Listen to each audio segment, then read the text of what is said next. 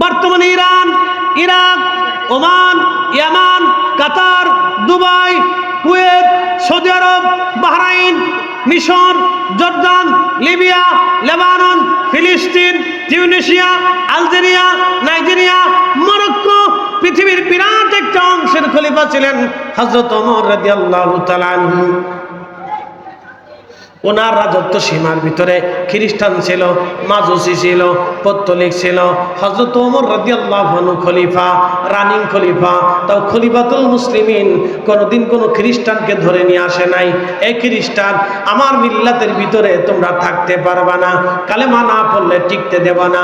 কোনোদিন হযরত ওমর ধরেন নাই, আবু বকর ধরেন নাই, ওমর ধরেন নাই, উসমান ধরেন নাই, আলী ধরেন নাই।